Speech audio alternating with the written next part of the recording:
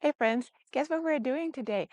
I am taking you through my garden for the first garden tour of the season, one of many to come, hopefully. And yeah, I'm excited to show you everything. I will show you the good, the bad, and the ugly. Trust me, there are a few ugly pieces, as in every garden when things starting to grow. So I want to make sure, and I vouch here for you, not only see the pretty parts, you see also the ugly parts. So that is part of gardening too. But let's start with the pretty parts. So you see my peony? If you follow me on Instagram, I was so worried that I missed them blooming because I'm traveling a lot for work right now. But they waited for me for this Memorial Day weekend to start blooming. Not in full bloom yet, so I'll have a little bit more to come back to on the weekend. But that is beautiful, especially with the alliums together. It just looks stunning. And another one here on the other side. This one was a lot smaller one when I got this compared to this one. This is like 3 years ahead, I think, but I love the smell. So good, so good. And also the alliums around it. So those were my, I like to call them the OG flower beds, the ones who started it all. But let's go to the real garden, my cut flower garden and my vegetable garden. And here we're passing my strawberry patch. It's gorgeous. This time we have it fenced off from the bunnies, so I can hopefully actually harvest some strawberries, because when you look here, how much they are coming up, it's wild. It's packed with strawberries. Ooh, and there's even one which is getting red already. Ooh, exciting. So exciting. And this here is my cutting garden. The Ls on the sides are the ones where I grow only cut flowers, especially for cutting. And of course, it's pretty, but it is helpful to grow things for a purpose, like for cutting right away. That makes it easier to cut them. We have here some Bells of Ireland who are coming finally vertically up. They will be soon really, really tall. Some Ami, some Snapdragons. Malithientis, who was very grumpy after I put it out in a week where it was 24 at one night and then 90 degrees 3 days later, which didn't do it well, but it's perfectly fine. It starts to grow again. So I think they will just be fine as well. Then I have a little bit of wild mix of a little bit of poppy, a little bit of stock that survived that 24-degree night as well. But then look at my anemones, how beautiful they are. They're in full bloom. And I gotta say, they do so much better than the ranunculus behind it, as you can tell. They are, I don't know what, they were really not the greatest this year. The anemones didn't care. They're just producing and producing. So they definitely will be a repeat next year. This is over here my tomato and pepper bed for this year. We have here 6 tomatoes, which are indeterminate, who will grow up the string up on our beautiful trellis.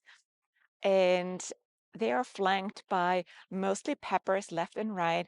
On this corners, we have some eggplants, and on that corners, we have some ground cherries, and a little bit of basil tucked in here and there, but that is pretty much it. And over here, we have 3 determinant who don't grow as tall, but they grow wide. This is why we have like half the number of tomatoes here. Determinant ones get cut or pruned to just have 1 leader, which grows up on the twine, which works very well because you take advantage of your vertical growing space and really can be space efficient. I know it looks a little cramped, but this is the number of plants I grew for the past years in a row, and it has worked always very, very well for me. All right, let's go to the next one. Here we have my onion bed. They're starting to bulk up. A few of them didn't make it, but most of them did. So yeah, not the most sexy vegetable, but we use onions a lot. So I like to grow it for this reason. And we will be able to flip this bed later in the season when we harvested the onions to one more succession of beans or something like that. Speaking of beans, this bed doesn't look like much yet, but I just planted the beans here alongside the trellis. We have pole beans to grow up and grow over, and on the sides we have the first succession of bush beans, and in probably next weekend, we'll plant out squash and cucumbers in the middle to grow up that trellis as well. And then over here, I have my beautiful, really large garlic, which is looking great. And yeah, I'm just waiting for them to show up some garlic scapes, like those little flower pots, which you can find with with hardneck garlic when it starts to be soon to be ready to harvest. Usually we have garlic ready for harvest around 4th of July. I think we're running a little bit ahead of schedule this year, so I'm curious when they will show up because they're already like, yeah, very, very tall and very robust. On the other side, I have my brassicas. I'm not fully sure if we planted those ones out a little teeny tiny tad too late. They just start to bulk up, but it's also starting to get really warm here. It's always for me like a little bit of a gamble with a spring crop to see if we can get them to where they need to be to actually produce. So we'll see about that. Then we have over here on our side a few more determinant tomatoes, because one thing which we realized last year, we love tomatoes, but mostly for tomato sauce. So for that reason, I flipped the ratio determinant to indeterminate tomatoes to the determinant ones to really have nice sauce tomatoes this year. We also have like 3 cherry tomatoes, which can go and knock themselves out wild over this arch here, which I had last year. We basically just crop rotated the beds. We had exactly the same layout on this bed, and it produced all season long until yeah, frost took it out. So I'm looking forward to this one. And the determinant tomatoes are flagged here by some hot peppers. We're not a super spicy household for that reason. We don't grow that many hot peppers. All the other peppers in the other bed were sweet peppers. So yeah, most of them look really great. One looks really grumpy. I'm not exactly sure why, but we'll figure that out. Sometimes they just need a little bit of time to get adjusted, even though they were well hardened off, but sometimes they still need time. And our weather is so wildly fluctuating here at the moment. Yesterday we had 85, and today I'm sitting here with a cardigan and freezing again. Oh, not freezing, but like being chilly. So anyway, all right, let's look at one fun. Oh my God, they just started flowering. Ah, well, perfect timing for our garden tour. This is my spring bed for the peas. And yeah, they just started flowering. They are flanked by lettuce, which one of them we will eat tonight for dinner. And those are the row 7. I forgot the actual name, but they are the pea mix from row 7, where I'm really excited. And those are my preferred sugar snap peas, which we always love, which you always eat right off the vine. And yeah, some head lettuce and some radishes on the outside, which will get plucked away. And then this get flipped after the peas are done to cucumbers and squashes as well, who can then also grow up the trellis. Again, this is a bed or a structure which I used and did last year as well. This worked perfectly when the cucumbers and the squashes went into got started. The peas were tuckering out, and it made a really nice shift. I'm so surprised they are already flowering. I thought they would grow higher and taller. I guess we'll see. Yeah, and the snap peas over here as well, starting to flower. Nice. Can soon search for peas. I'm so excited. It's my favorite garden snack. I like to call it garden candy. All right, and let's move along so I can show you something ugly. As promised, I will always show you the real deal and the real thing. A couple weeks ago, I planted out all my summer flowers and my fillers, which I grew from seed. and I was like pushing the timeline a little bit. And we had one really, really cold night. They were covered, but the basil, still even under cover, didn't take it well. Everything else was okay. The zinnias look sad, but I'm very certain the zinnias will make it too. I'm also very certain the basil will make it eventually, but it is not as happy as it was, unfortunately. This is one little thing which is also great with the soil blocks. Even if you do something to the seedlings on the top, usually the root system is so substantial and so robust that it shoots up new growth after you planted it. So we'll see. The feverfew is taking it up really, really nicely. So all of this section here is fillers for my cut flowers, because last year I learned I love my dahlias so, so much, but I love them even more if they look really, really nice with a little bit more like filler structure in the bouquet. So I'm really excited to have a little bit more variety. We have some yarrow, we have some Ami, the feverfew. I know it's kind of old school, but I think it's coming back into fashion. I really like it.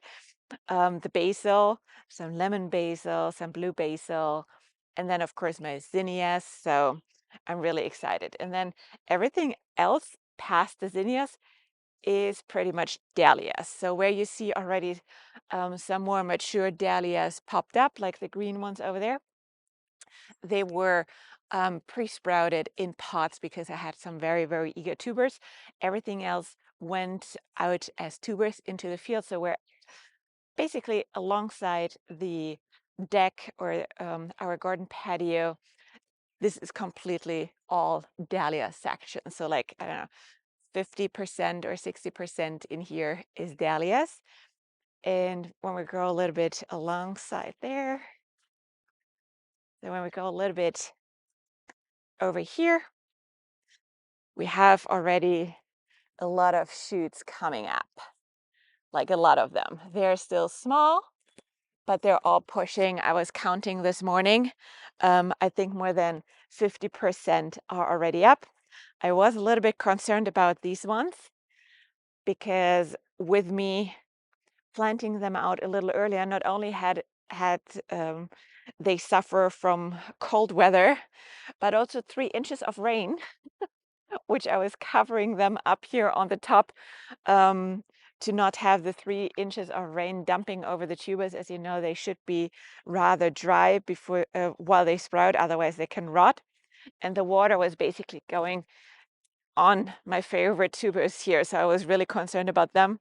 But I already found this morning 2 sprouts out of the 6, so we'll have at least 2 at a very minimum. So that's exciting. So I'm a little bit relieved over there. And then, yeah, all of this is just here tubers and starting to grow. This will look vastly different in 4 weeks from now when we do the next one. I'll promise you, you will be probably shocked. Like probably everything will be looking hopefully like this in this size in 4 weeks from now. This is how fast dahlias typically grow. And yeah, I'm so excited. We'll have here a little bit larger ones. And then when we come over here, another sad, sad story. I grew some dahlia seedlings, who also were covered in this very, very cold night. But again, I don't know why, but they hated it. I cut them back and they seem to resprout. Again, the soil blocks are really, really helpful for that. But yeah, that wasn't the greatest. A few ones were gone for good, I would argue. So I took some liberty to got some Stonehouse Dahlia cuttings for a couple more KA varieties where I'm really curious. The KA Mocha Jake and what is that one here? The Mocha Maya. So I'm really excited. And also here the status. This is a beautiful example for when you grow with soil blocks where you have a solid root system. They got also like really upset in the cold system, and also from transplanting they weren't very happy. But look at them, they are pushing all new leaves from the middle out, so they will be perfectly fine. Same for the cosmos. They got a few of them got a little bit bitsed, but you see here all this new green growth. They will be perfectly fine. It might have set them back for a week or so, but they will all be perfectly fine. And yeah, and then we just have here my roses, my climbing roses, who hopefully will populate here the arc this year. We'll see.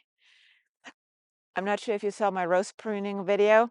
Unfortunately, the rose or the branches got yeah, damaged in one more very, very cold night after I pruned them. So they had to be cut back basically to the base, but it's flushing hard back. So I'm pretty sure that this one will come up soon again. So yeah, this was a little tour of my garden here. And yeah, can't wait to show you how it will look in 4 weeks from now. I'll try to do this now in, yeah, every 4 weeks so you can see the garden grow and see how the changes are. I promise you in 4 weeks it will be vastly different. We'll have this one populated and growing. The tomatoes will probably 2 feet higher than that. And yeah, I can't wait to show you the dahlia growth in this 4 weeks.